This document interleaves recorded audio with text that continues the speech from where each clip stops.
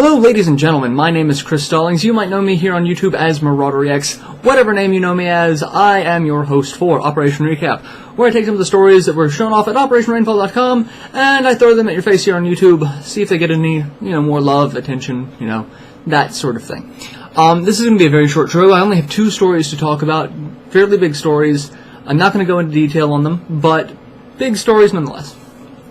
First up, after a confusing couple of articles, Sega Sammy purchases Atlas. We talked about this a while back. Atlas was owned by a company called Index Holdings. Index was going out of business, selling off everything to cover its debts.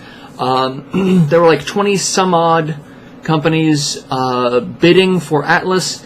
Sega Sammy is the winner, spending about $14 million, something like that.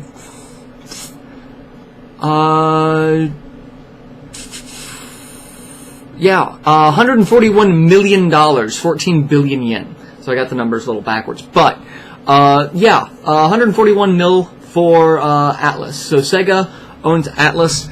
At first, they were saying they didn't. The story was originally broke by the Nikkei, which is the Japanese stock exchange. And then Sega came out and said, no, we didn't do it. Then they said we did do it. It was basically they denied the purchase until they wanted to release their own press statement. And it is official. Sega owns Atlas, sending the internet into a frenzy, both on really polar extremes, either negative or positive. About this.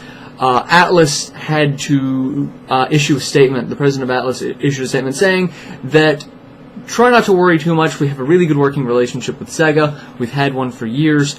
We're going to do everything we can to conduct business as usual. Not to worry about, things that are already in the pipeline as far as game releases go. Because that was a big concern for the whole situation, regardless of who purchased Atlas, if these titles would still see the light of day. He went on to state, don't worry, we're going to do our best to make sure nothing changes for the foreseeable future. Now, I know that, the business world doesn't always work that way, and it may not always end up that way, but there is good and bad to the situation. I'm not going to get into the detail on it, because I'm a little biased myself. So, but it is big news for both gamers and the financial world because it's 2 well-known companies now under the same umbrella. So we will see how that goes in the future.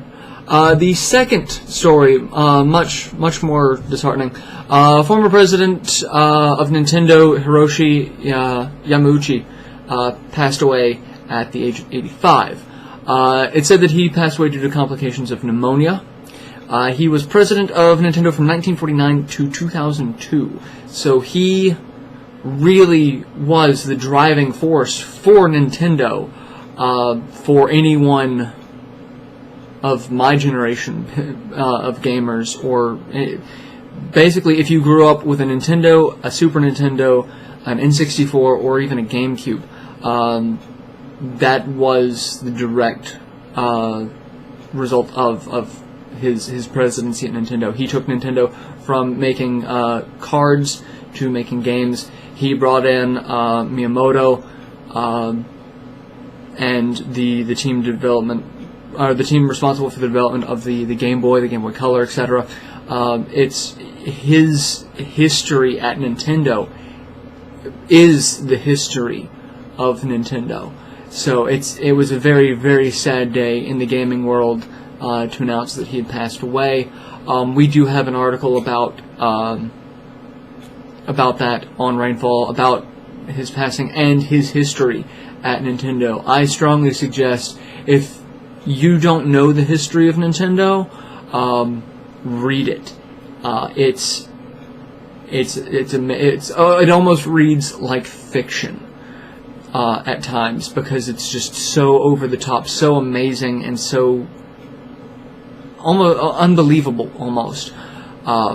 So that is That was a very sad day for Nintendo, very sad day for gamers everywhere, because this is one of the men who's responsible for keeping gaming alive during like the crash of the 80s, and making home console gaming and gaming in general the driving force that it is today. So those are the only two stories I'm going to cover, because again, those are huge, and they are both worth every ounce of your time to just sit and find out as much as you can about those two stories. I'm going to go, and I will see you guys next week, where I will be recapping the Tokyo Game Show that is happening this weekend. So lots of information there, lots of stuff that's going to come from that recap. So I will see you then.